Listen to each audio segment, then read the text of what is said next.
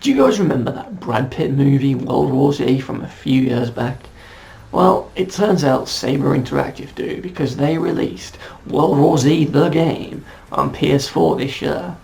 Now, if you're wondering what type of game it could be, whether it's a survival horror Resident Evil style game or maybe a first person horror shooter like Fear, well, you'd be wrong on both accounts. Instead, you need to imagine Left 4 Dead crossed with the Brad Pitt movie, and then you'd have a pretty good idea of what to expect from this game. Namely zombies. Lots of zombies. And I mean a fuck ton of zombies.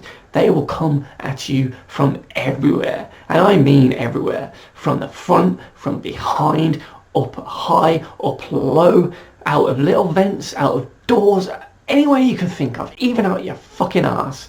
Well, I haven't actually seen them come out your ass, but I wouldn't be surprised if they did, because fuck me, they're everywhere.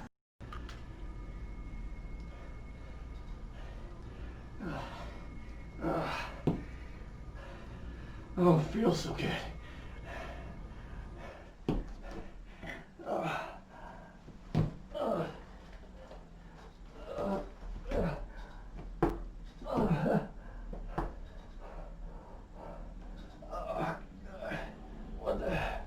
What the hell, my stomach? Oh god. Oh god. No. Oh god. Oh, my stomach.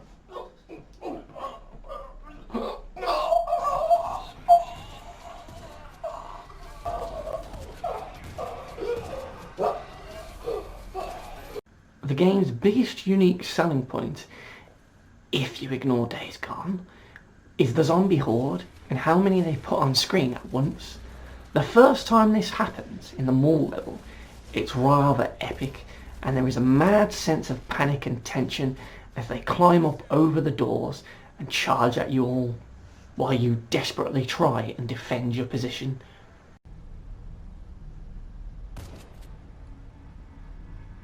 Do you guys hear that?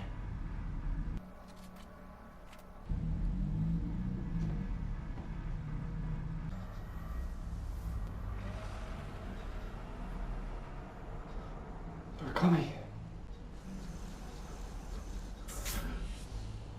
They're coming! They're fucking coming!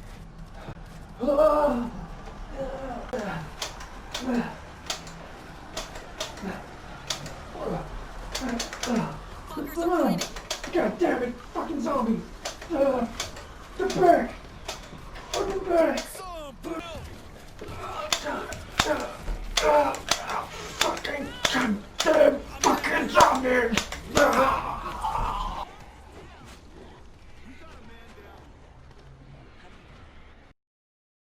It's a moment of utter madness and chaos, and it's great fun with a team of friends, especially when you're the last man standing and you're desperately trying to hold back the zombies while you revive your fallen teammates.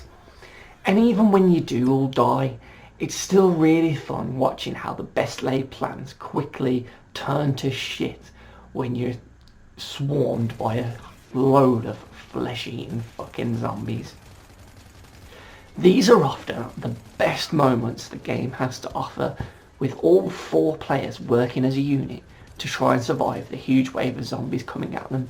Unfortunately, all of these encounters throughout the game's missions are pretty much the same. You generally tend to find a swarm of zombies when you're defending a specific area for a certain amount of time until something happens where you can get away, whether it be a door open or a train comes or something like that. During these defend the waves sections, you can also pick up these traps that are littered in these crates that you can open. So you'll get things like barbed wire to slow zombies down, electric floors, or even defense turrets that can be manual and automated. But overall, these sections feel a bit easier than they should be, especially when you consider that you're supposed to be facing off against a giant, huge horde of zombies. When you're standing there and you're building all the defences and waiting for the zombies to start attacking, it's really tense, and you're thinking, oh my god, can we hold this? Have we done enough? Are we ready? And then when they do first come and you hear that scream of zombies, and then you see the crowd of them just coming in the distance, whether they're falling on top of buildings or whether they're like running through the streets coming down at you, it's such a feeling of dread, and it's brilliant. You think, oh my god, how are we going to do this? But when you actually start fighting them, it's like they sort of stagger way too much. Sure, there's loads of zombies there, but they're usually out of bounds. So there's 100 zombies, say, there's more than that, but say there's 100 zombies, 80 of them are out of bounds behind the fence that they're slowly climbing over, and then the other 20 are actually in the player area, and now the ones you're sort of fighting. Sure, if you all just stand there, eventually more will come over and you will get overrun. But generally speaking, you can pick off most of them before they get into the player area on the map. So it's never really feels like this huge swarm of zombies and this giant sort of Lion King stampede where they're all coming at you. That the game tries to make you feel like it's like. For me, it's great the first time, but when you're doing that same thing mission after mission, and sometimes 2 or 3 times within the same mission, it kind of gets boring a little too quickly, I'm afraid. A little more variety would have made these more fun, and they definitely lose that first time magic on repeated playthroughs. But variety and depth is something that World War Z sorely lacks, as there are just 12 missions in the campaign covering 4 episodes, with 2 to 3 missions in each. While each episode is set in a different part of the world, so you get different characters and a change of location, the missions are pretty much all the same. You'll either be escorting someone, hoping their AI doesn't bug out and get you killed, or them, or you'll be searching for keys or gathering multiple items of the same type to progress in the area further. So sort of imagine collecting crates for the train guy on the first level, maybe collecting a load of C4 to blow up this power plant on the last mission, for example. You also get things where you have to flick a load of switches to solve a simple time puzzle, and then there are the defense sections where you're going to come up against a wave of zombies and have a 2-3 minute battle with those before you can progress further. It's all very formulaic, you know. Every mission is pretty much the same template. The missions themselves are roughly about 20-30 minutes long on the first playthrough, and you'll soon find yourself at the end of the campaign. Zombie wise, you have enemies that are again just a copy of the Left 4 Dead enemy types. You have the standard zombies that will just rush at you. You have a screamer zombie which sort of stays in the background and will scream to call in reinforcements. They're a bit of a pain. You kind of want to take them out as soon as they get there, otherwise the situation is just going to get a lot worse. Then you have the gas man zombies who wear like a hazmat suit and they charge in, and they will spray a poison cloud, so if you're in it you get hurt basically. Then you have the big SWAT guy called I shot him enough then. I was waiting for him to. So he's like a big armoured SWAT guy, and then he charges at you, kind of like, well, you guessed it, a ball. He's a right fucking pain, because when he charges, if he grabs you, he then slams you into the ground repeatedly, and as a player, you can't actually get out of it. You're relying on your teammates to come and kill the ball off you, basically. So he can end up killing you straight away.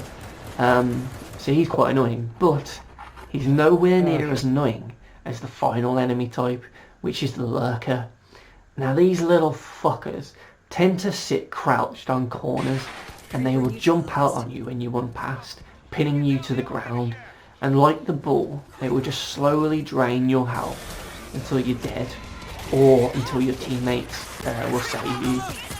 They're definitely the most frustrating enemy to come across, as the game just often bullshittingly spawns them behind you, especially when you're sort of distracted by a load of other zombies and bigger ones. As you can't get yourself out of these, you can often find that this is the enemy type that will ruin a run. Fucking hell, man. They're fucking everywhere. Jesus fucking Christ, now there's a fucking... Gee, fuck me. Come on, right. God, fucking hell. Teams were fucking useless. Ah, fuck. A lurker.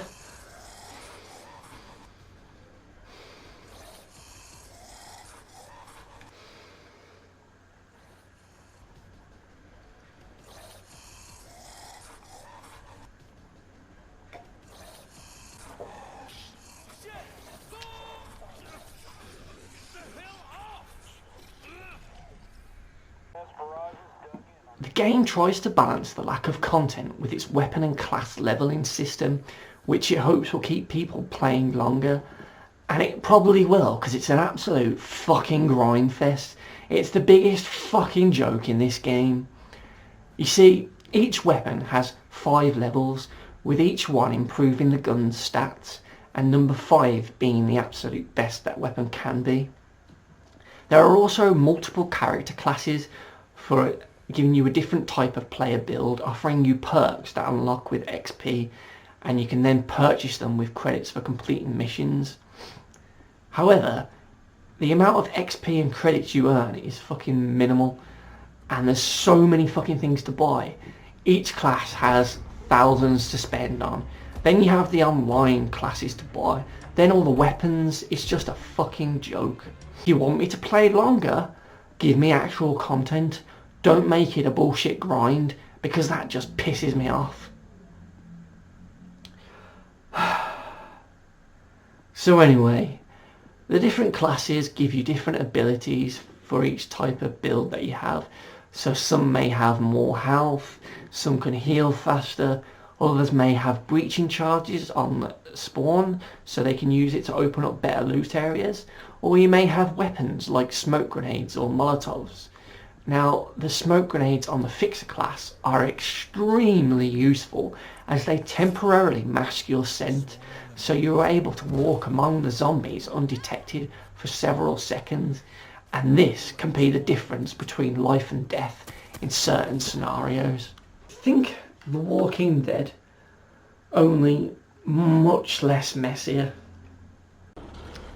Now, you could say the game does have depth to it in that respect, as there are a lot of things to unlock and a lot of different classes to develop, but the lack of actual content, now I'm talking missions, to actually play on, to earn these, is severely lacking, and it just makes the game become a massive, boring grind fest as you repeat the same missions over and over again to earn measly amounts of XP and credits.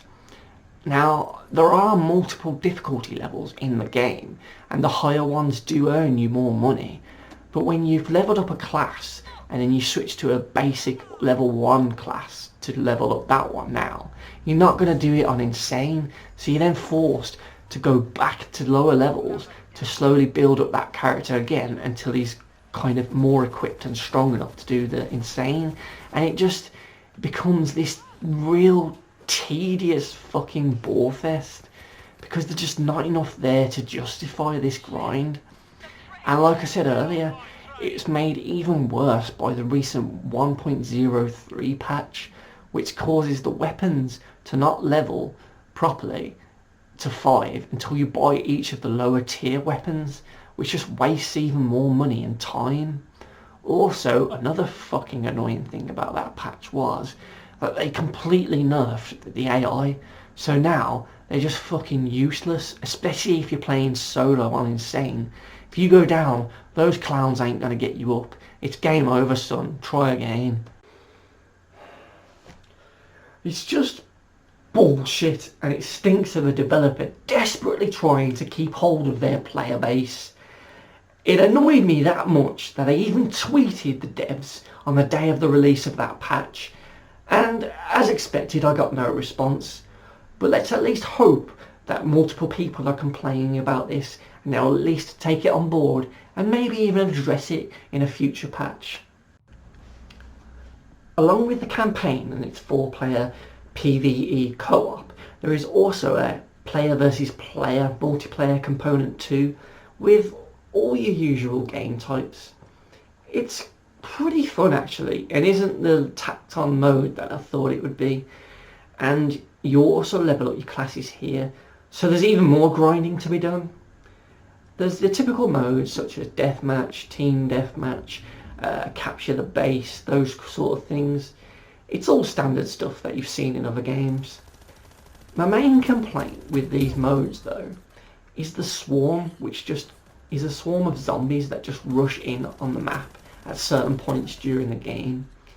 You'll be playing as normal, and then all of a sudden a load of zombies will just swarm the map and cause you all to disperse, and to be honest, it's just fucking annoying.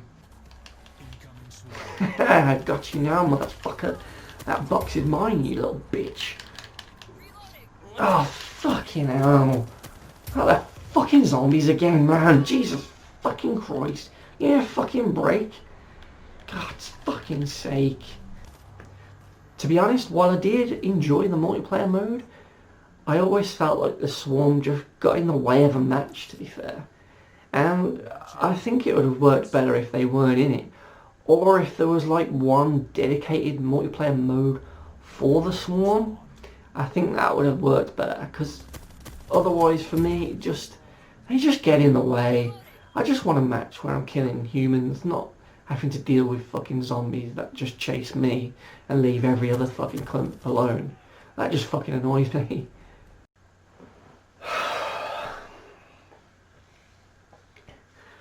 To summarise, World War Z for me is the ultimate rental game. It's a huge amount of fun, don't get me wrong, especially with friends. However, once the novelty of the Horde wears off, you will find that it's a rather shallow game that doesn't really offer that much apart from a massive amount of fucking grinding to unlock everything. If they adjusted the XP and cash rates, added a more meatier single player game with an actual story to the campaign, then I think this would be a better worthwhile purchase. But as it stands, there's just not enough meat there, because I don't think the multiplayer competitive side's going to take off, and I don't think there's enough co-op missions at the moment. It just feels like it's kind of half-baked. Now, the one side's really tasty, don't get me wrong, it's lovely, but the other side's just not quite there yet, and it kind of lets it down. And that's why they do think it's a rental game. It's not one that's really worth your money, unless you like doing the same missions over and over again. But that'll just make you a mindless zombie. Yeah, that's my thoughts on World War Z. It's fun, but only in short bursts.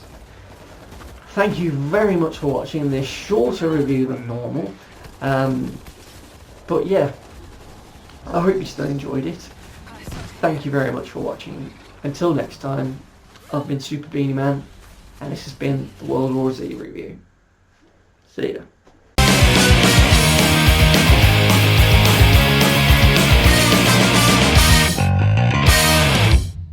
To be honest, while I did enjoy the multiplayer side of things, I do feel like the swarm of zombies just... Try again, Mr. fucking bite cunt.